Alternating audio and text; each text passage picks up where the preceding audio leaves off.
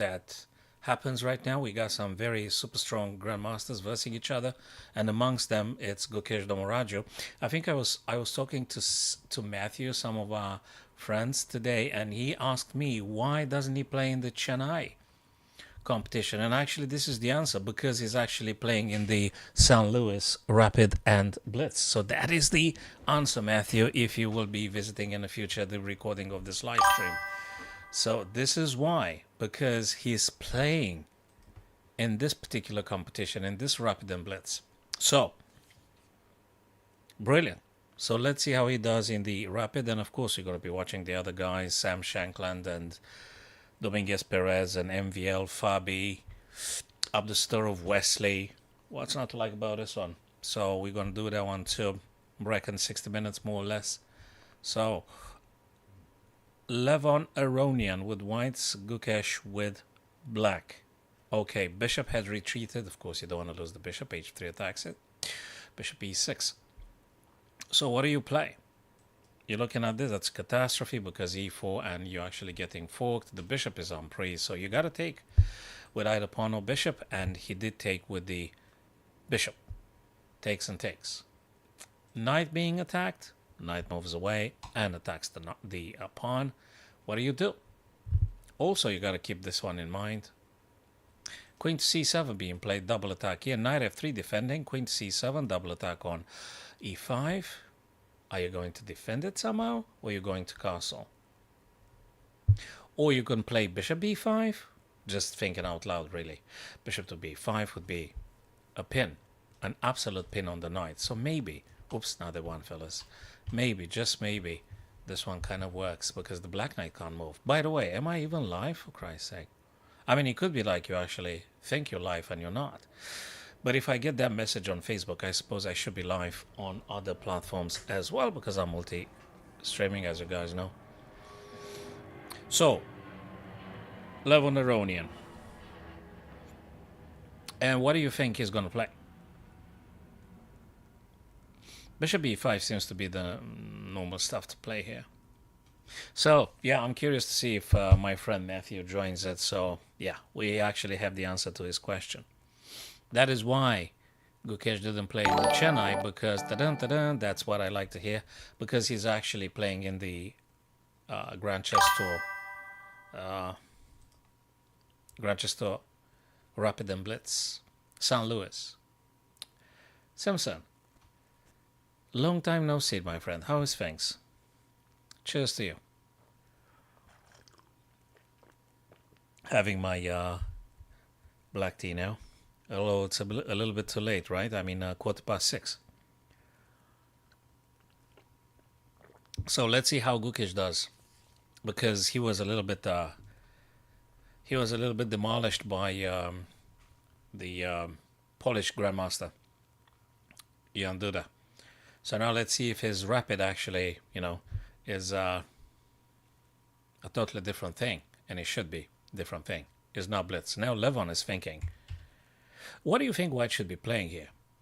Bishop b5, I thought it probably is a move because it pins the knight to the king, so it might be worth considering.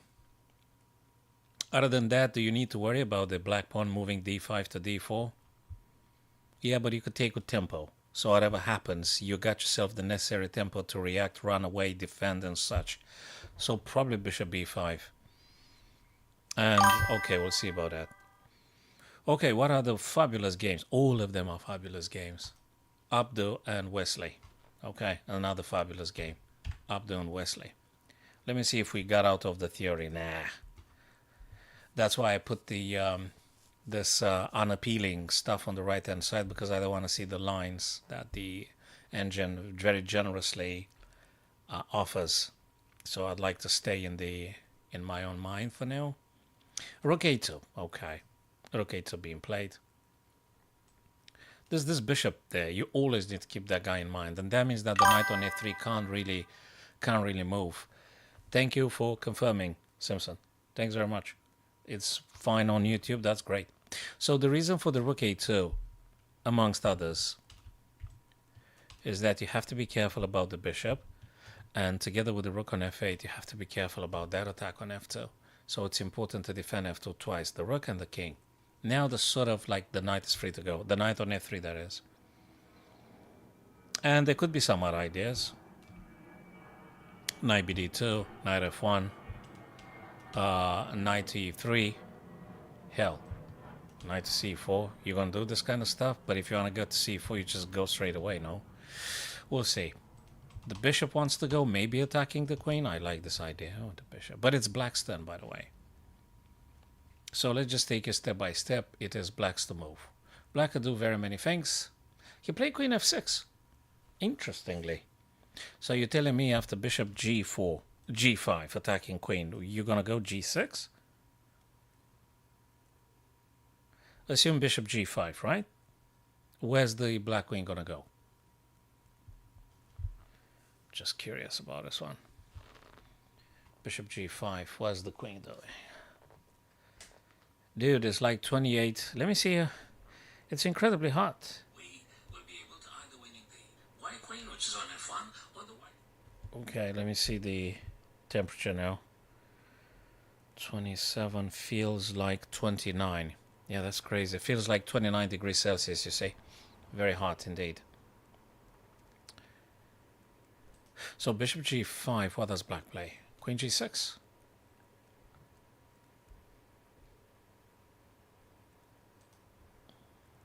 There's a lot of pressure here. A lot of pressure on the f2. If you play something like queen e2, I guess black responds knight to f4 and attacks the queen and stuff. Then you have to take. Then they take again. With what? With the pawn or with the queen? Well, we can debate on that. Okay, shall we go again to Levon and Gukesh? Let's see what they do here. Levon and Gukesh. Knight bd2. Castle long. Ooh, I think we're going to see a rook coming over to c-file very, very, very soon.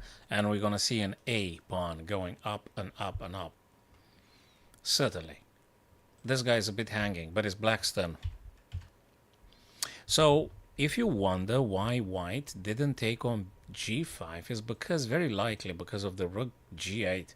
So you don't wanna just grab a pawn, enabling your opponent's super active rook to looking towards your king because your castle's short, right? So this is not something you want to do.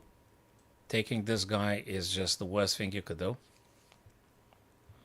For your own king's safety, you shouldn't be taking that pawn. So now it's a developing move, connecting the rooks, and I guess Levon is going to play a rook on the c-file. Probably gonna pushing the pawn too. The pawn on c4, you want it disappear. You want the pawn to disappear. And something like this. And queen here, if I am allowed to play a couple of more ideas on the screen. Well, you can't do all them three at once, but I guess you want to move it in this way. What else? Knight wants to come to D. But most importantly, you want to open up the C-file. By the looks of it, I guess. I guess that's the case indeed. Hello, Nature Disco. Reading now my TikTokers' messages. Thanks for stopping by. Thanks for the follow, like, subscribe, and share. That is very good indeed. Oh, appreciate that.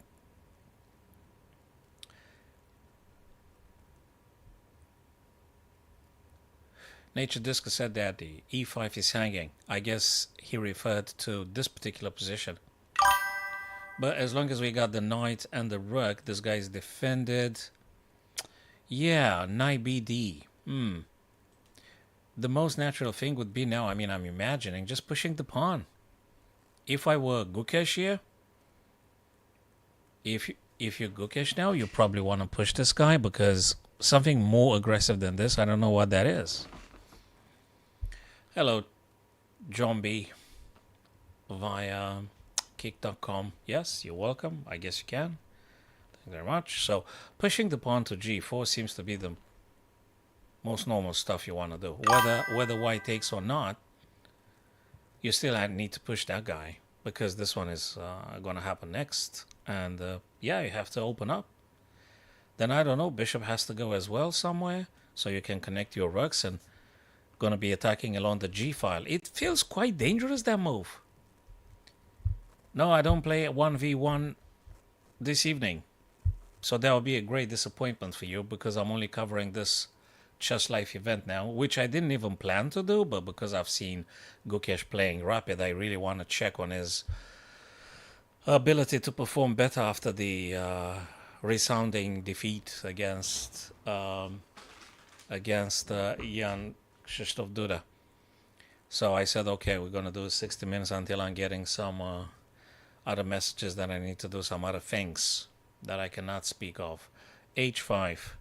Okay, so Guki now is going to go very, very, very surely going to go with G4. Open up everything. All of a sudden, my friends, it seems that the C pawn and C4 and Rook AC, it feels like very slow. Very slow. It feels black is doing, all of a sudden, incredibly well. Incredibly well. But Chess John B, I'm pretty sure if you go online, you're going to find like 1 million people available to be playing against them. Or in case you want to spend some minutes trying to comment what they play here, what the current World Chess Champion is playing. So yeah, you're welcome either way. But anyway, thanks for you stopping by today here. Yeah, this one is happening. Why to play? So let me go to Nature Disco now on the TikTok. By the way, guys, I can't see the TikTok messages as fast as the ones you read them on the screen because TikTok runs on a different tab. I mean the live center monitor and this. So I need to remind myself that I've got TikTokers watching as well. So H5 is in preparation of G4, and frankly, it looks alarming. How do you stop that thing? How do you stop them? How do you stop? Can you play, let me think of something. Can you play knight G5, assuming G, then you're going to push the freaking F pawn. Yeah, there is a little bit of checks here. True. But you're going to move. I don't know, because this guy is shaky too on E5 after all. So I'm still not convinced about taking on G5. He feels incredibly, incredibly dangerous. So what else do you play, by the way? What else do you do? And also, you've got to keep in mind this black pawn moving down and then bishop all of a sudden attacking the queen. So there is many threats here. I mean, just a simple pawn's advancement. And you've got a big problem. But the most acute seems to be G5 to G4. This is the most threatening. Can you play knight H2? Then this guy pushes the pawn, right? And then you're going to play H4. But this is horrible. It's horrible, but what else can you do? E5 hanging. Nature Disco, what do you suggest for white? If you're still there, my TikTok friend, you could tell me, please, what do you reckon white should do? Because, yeah, he didn't even think about the E5. He goes D4. I think I may know why. He understood, Levon Aronian understood that the bishop on E6 is way more dangerous than anything. And that guy has to be taken right now. So you can't defend E5.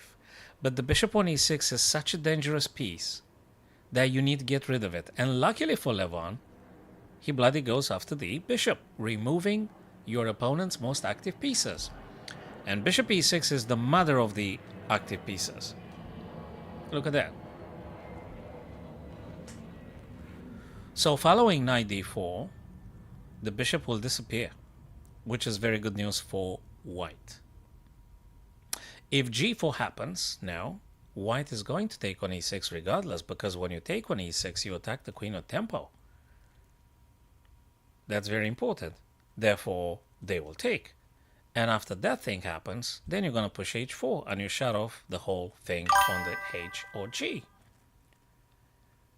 No idea.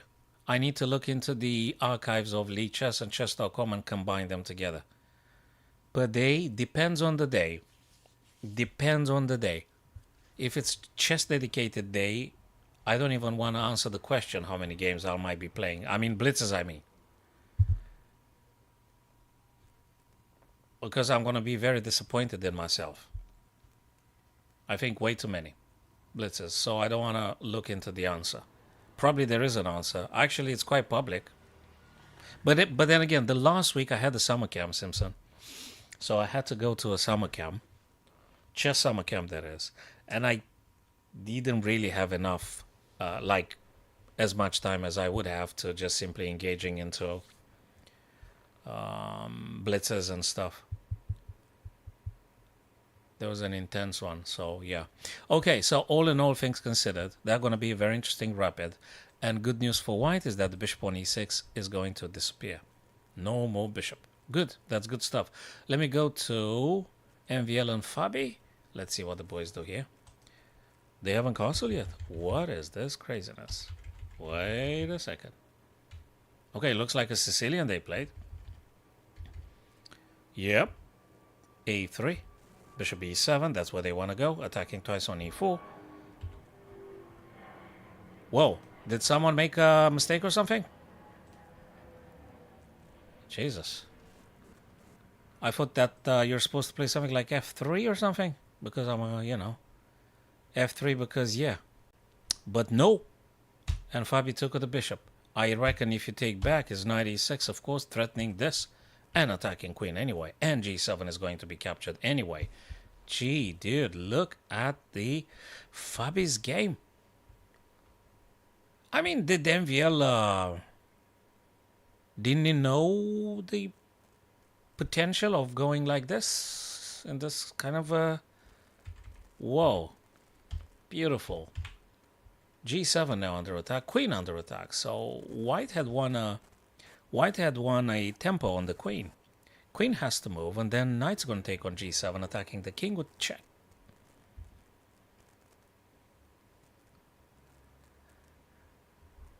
So probably, let's say, like if 20 blitzes a day, let's just say 20 blitzes a day, you then multiply it by 7 and then continue. Yeah. So let's say 15 at minimum, 20 blitzes a day. Let's just say 5, 6 in the morning, and then the rest spread out. It could be even more. So yeah, that's quite a few. That's quite a few.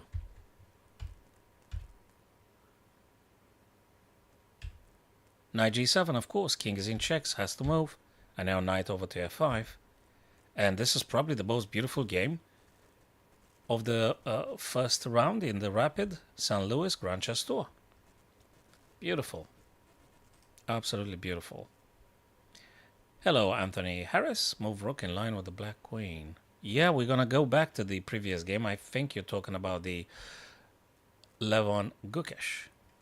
I like white very much here. Look at this thing. This is just great. This is just great. Ooh, there's a check here coming too. There's many things happening. There's a lot of tactics here. A lot of tactics. Beautiful. Gukesh Levon. Let's see what the boys do here. So, gee, he didn't even bother with pushing those guys or anything. He played all of a sudden a6. Because probably he thinks Levon wouldn't even go about the bishop. Probably he feared that actually Levon's going to go with this. Right? So that's why he played a6? I don't know. Okay. Now the question is, do you take the bishop or not? Hell, I think I would take the bishop. It's too much, that bishop. That bishop has to go. Greg playing Liam. Let's just say Greg versus Liam. Sorry, I anglicized it. I shouldn't have done it. But just try to keep it nice and simple for all of us, our comrades here. Greg's and Liam. Yep. Greg's playing for the US. Liam plays for Vietnam? Yes. No? Yes. No? Yeah. Vietnam. Yeah. Okay.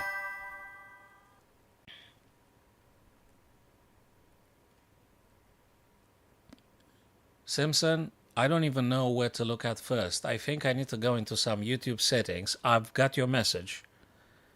It could be some delay which is not caused by myself because I didn't particularly made a setting to delay the messages. So I really have to dig into the YouTube settings. If it takes 2 minutes for you to type in a message that actually can be read, it might be some presets done by the YouTube itself. It very likely. I didn't do nothing in pretty much ages. I didn't put any preconditions about the messaging. Anthony Harris says, pin the knight with the bishop. Pin the knight with the bishop. Let me see, what game is he talking about? Pin the knight with the bishop. What? Anthony Harris, I don't know which one you're talking to, but I'm happy to be going back and look at us. Hey, I'd rather have the blacks than whites here. It's very scary. It is very scary looking at those two pawns on E and F5 respectively. Poor white knight on F3 went over to H2. And now it's black's turn. How do you press up with the attack? Do you do a little bit of a chaos here pushing E3? Well, I know they take, right? So that can't be good. It can't be good. So what do you play? Do you play something like bishop, which is a little bit painful? What do you do, B6 for bishop A6? I don't know. Do you play, what do you play? Do you play this? Get the bishop on G, but it's like you're helping the guy, but then getting queen can't be a bad one, no? And also you have to develop the bishop. Maybe bishop E6 all of a sudden? Just bishop E6. Difficult to say. If you want to get the bishop over to E6, it's not a bad stop, but actually it takes 2 tempi to execute this maneuver. B6, 1. So he moved the king. Oh my god, this guy crazy. He want to go G5. He wants to go G5. Dios mío, man.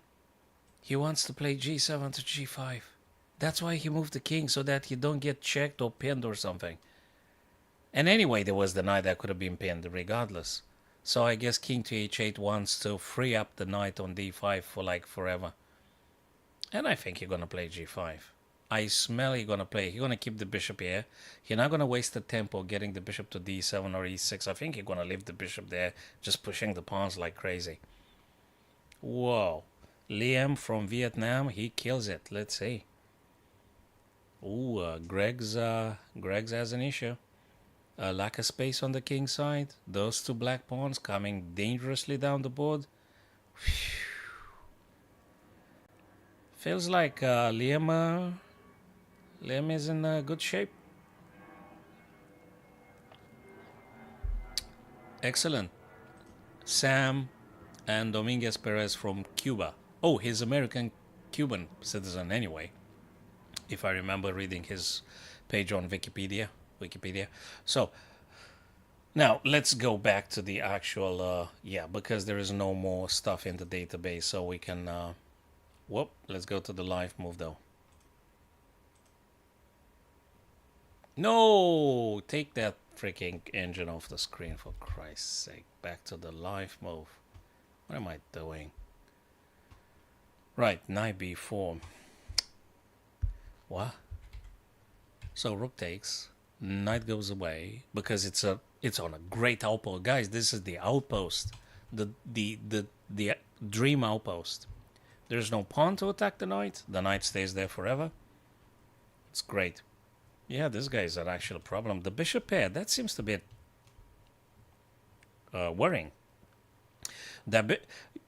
Guys, I don't know what you think about the bishop on h6, but that bishop on h6 is actually scary as hell. You have to be super careful, and this bishop is also super annoying. Whoa.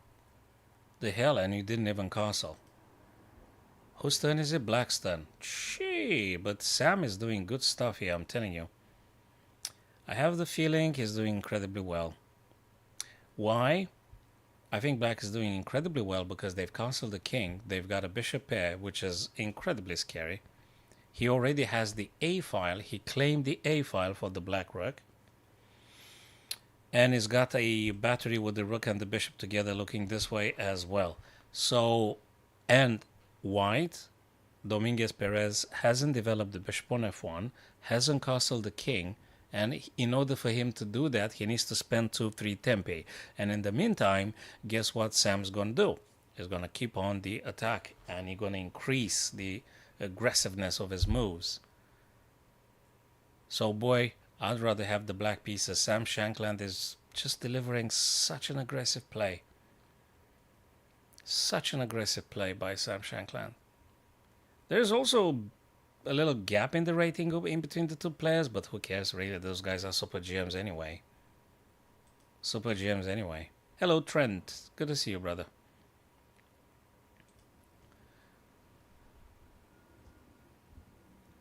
Wow. So I'd have blacks here.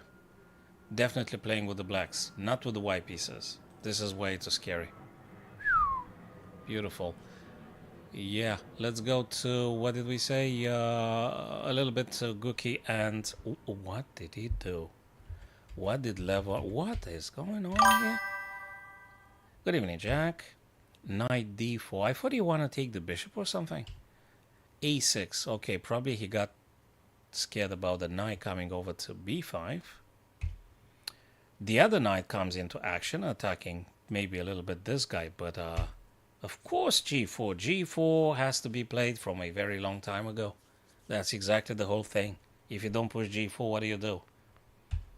Phew, what a move by Levon. Superb. Knight to g5. That means he's gonna win a freaking pawn on e6.